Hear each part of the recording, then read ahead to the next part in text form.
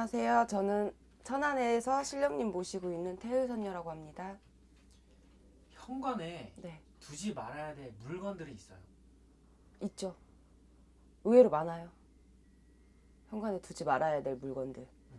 그러니까 예를 들자면 왜 현관에 뭐 아파트가 됐든 뭐 빌라가 됐든 단독 주택이 됐든 발매트 같은 거 현관 문 앞에 깔아놓잖아요.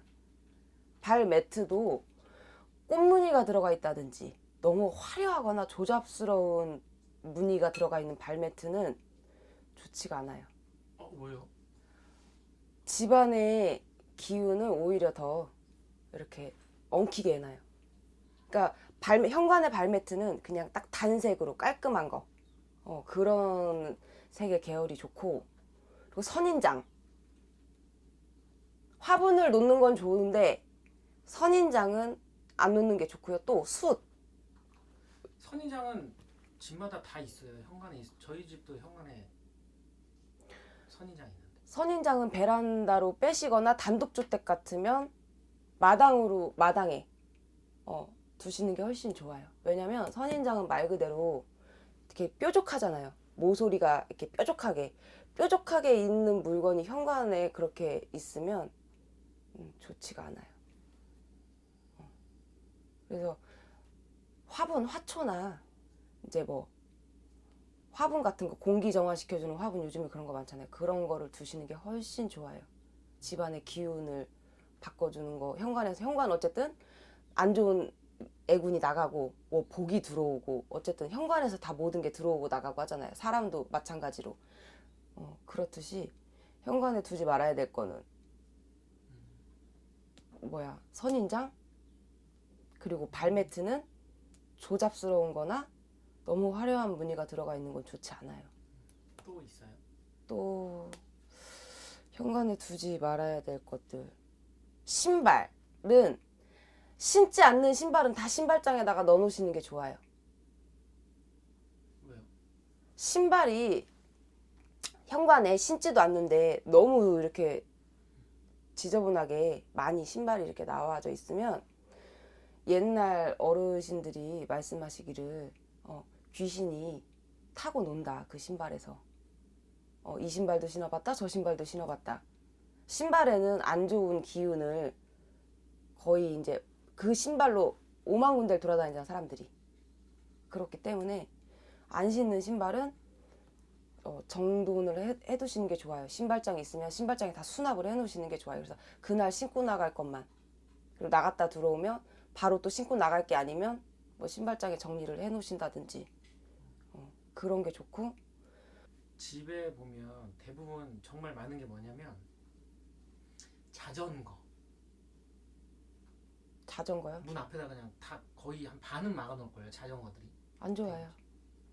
그것도 역시 어디 다용도실이나 베란다로 뺄 수 있으면, 요즘에는 거의 빌라나 아파트, 뭐 오피스텔 사시는 분들이 많잖아요. 근데 이제 거의 베란다가 있을 거란 말이죠. 뭐 베란다를 확장해서 막 없앴어도 다용도실은 다 거의 갖고 계시잖아요. 그러니까 요즘에는 많이 이렇게 접을 수 있던데, 저기도 자전거도 접이식 자전거도 있고. 그러니까 조금 이렇게 부피를 조금 줄여서 작게 할 수 있으면 조금 줄여서 뭐 다용도실로 갖고 나가서 바로 탈 게 아니라면 다용도실이나 베란다 쪽으로 빼놓으시는 게 좋아요. 어쨌든 현관은 복이 들어오고 재수가 들어오고 하는 곳이기 때문에 뭔가 막 너저분하게 막 이것도 갖다 놓고 저것도 갖다 놓고 그런 건 좋지 않아요. 그럼 자전거, 유모차 이런 걸로 막아 놓으면 안 되는 거예요. 그럼요. 복이 안 들어와요. 상식적으로 뭔가가 순환이 돼야 되는 곳인데 현관이라는 곳은 뭔가 잡다한 물건들이 이렇게 너주분하게 나와 있으면 그리고 현관은 깨끗해야 돼요. 현관이 그만큼 중요한 거예요. 예전에는 다 단독주택이었기 때문에 이제 대문을 표현을 하잖아요. 근데 요즘엔 대문이라는 개념이 많이 없어지고 다 이제 아파트로 바뀌면 현관이 대문이나 마찬가지인데, 그렇죠. 너무 지저분한 게 아니라 현관은 깨끗해야 돼요. 그래야 재수도 들어오고 재물복도 좋아져요. 금전, 재물 금전이라는 거는 뭐 돈, 재물도 뭐 돈이죠, 결국은. 그래서 모든 게 현관에서 들어오고 나가고 하기 때문에. 그리고 거울도 거울을 들어오는 현관문을 열고 들어왔을 때 거울이 왼쪽에 있느냐 오른쪽에 있느냐 그것도 의미가 다 틀려요. 그리고 현관을 문 열고 들어왔을 때 이제 정면으로 거울이 보이면 안 좋고, 그거는 이제 요즘 분들은 많이 알고 계시더라고요. 정면으로 보이는 거울은 정면에다 보이는 데다 두지 않는 거 다 알고 계시더라고요. 얘기 좀 해주세요. 정면에 두면 왜 안 돼요? 반사돼서 나가죠, 복이 들어오다가도 그 거울에. 그래서 거울에 두지 말라고, 그러니까 거울을 정면으로 두지 말라고, 현관문을 열었을 때. 그리고 집안에 거울이 너무 많으면 그 집안에 사는 사람들이 별로 생기가 없어요. 의욕도 없고. 그리고 자꾸 아파. 자꾸 깔아지고 눕고 싶고. 의욕이 없다 그러죠. 뭔가 생동감이 없어요. 집안에 거울이 너무 많으면. 기를 빨아들인다고 해서. 그래서 거울은 적당하게 그냥 두시는 게 좋아요. 거울을 너무 많이 배치해 놓는 건 좋지 않아요. 현관에 보면 거울이 있는 집이 은근히 많거든요. 네. 뭐 오른쪽에 둬야지 또 왼쪽에 둬야지 고민이 되는데. 왼쪽은 금전운이에요. 들어왔을 때 내 집에 현관을 문 열고 들어왔을 때 내 기준에서 내 왼쪽은 이제 내 금전운을 붙돋아주죠. 그리고 오른쪽은 인복. 내가 밖에 나갔을 때 사람 인간관계를 했을 때 그런 뭔가 인간의 도움을 받으라는 그런 인복을 의미를 해요. 오른쪽에 두는 거는. 양쪽에 두면요? 양쪽에 두면요? 한쪽만 두시는 게 좋아요. 아니 욕심 나가지고 양쪽에 둘 수도 있잖아요. 안 그래요. 좋지 않아요. 양쪽에 넣는 건. 과하면. 네. 뭐든지 과하면 화를 부르게 돼 있어요. 신기하네. 집들 보면 가끔씩 현관 위에 보면 부적이 이렇게 붙여져 있잖아요. 네, 맞아요. 두 개가 이렇게. 맞아요. 정말 많이 봤거든요, 어렸을 때. 절에서 이제 받아오시는 경우가 거의, 절에서 주는 부적은 거의 약간 이렇게 길어갖고 이렇게 대각선으로 이렇게 붙여놓거든요. 절에서 받아온 부적은 딱 표시가 나요. 절부적이라고. 이런 저희 같이 이렇게 이제 신당을 모시고 있는 제자님들이 부적을 써줄 때는 딱 보면 아는데, 아, 이건 점집부적이구나, 이건 절부적이구나. 절에서는 부적을 그리는 건 극히 드물어요.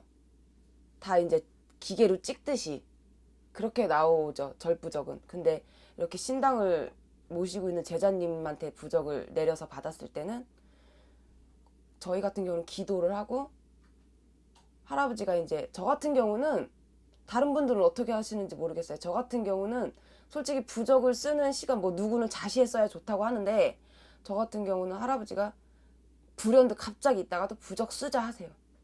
그럼 그때 이제 목욕 제기하고, 그리고 부정 쳐내고, 그리고 기도를 시킬 때가 있어요. 할아버지가 이 집은 부적 써주기 전에 기도를 먼저 좀 해라. 기도를 좀 해줘라. 네가 좀 빌어줘라. 그리고 부적을 똑같이 써도 기도 안 해도 또 되는 집은 굳이 기도하라고 안 하세요. 그럴 때 이제 그 집 부적 다 써놓고 신당에 올려놓고, 할아버지 앞에 올려놓고, 이러이러한 부적을 할아버지가 이제 처방은 내려줬으니까 어떤 부적을 써줘라. 이 자손한테는 부적이 어떻게 들어가야 된다 하고 처방은 내려주시니까 할아버지가 내려준 처방대로 부적 쓰고 이제 다시 신당에 올려놓고 이제 뒤늦게 기도를 하는 집도 있고, 저 같은 경우는 제갓집마다 손님마다 다 틀려요. 기도를 먼저 시키는 집이 있고, 부적 다 써놓고 기도를 시키는 집이 있고, 그리고 그때 틀려요. 저는 부적은.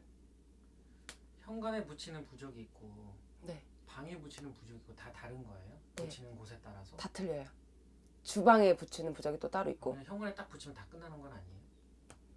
거의 이제 전체적인 건 모든 게 현관에 이제 붙이면 거의 다 대략적으로 그 집안을 다 두루 좋게 하는 의미에서 이제 대표적인 거죠. 현관 위에다 붙이는 건.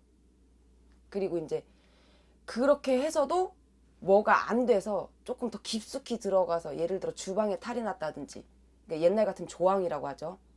부엌. 지금은 이제 그런 단어를 쓰지 않고 이제 주방이라고 하니까 주방에 탈이 났다든지 혹은 내가 자는 안방에 방에 침실에 뭔가 꿈자리가 안 좋아서 탈이 났다든지 그럴 때는 또 따로 들어가는 부적이 따로 있어요. 그러면 이제 복이 들어오게 하려면 네, 현관에 선인장, 네. 거울, 숯. 숯, 숯을 놔두라는 거예요. 아니요. 안 좋다라는 거죠. 숯도요? 네. 숯은 왜 그러냐면 숯은 말 그대로 죽은 거거든요. 기운으로 따질 것 같으면 물론 습기가 많은 집에는 뭐 숯을 갖다 놓으면 그 습기를 빨아들인다고 해서 그런 용도로는 쓰는데 뭔가 이런 기운적으로 따졌을 때는 숯은 죽은 기운이에요. 나무를 불에 태워서 시커멓게 해서 만든 게 숯이잖아요. 그래서 숯은 죽은 기운이기 때문에 현관 들어오는 첫 입구에다가 집 현관에다 두는 건 좋지 않아요. 영화 보면 네. 숯 이렇게 매달아가지고 이렇게 현관에다 놓는 그런 장면을 본 것 같은데. 아, 조금 이렇게 해가지고. 예. 그럼 부정 칠 때. 부정 칠 때. 부정 타지 말라고.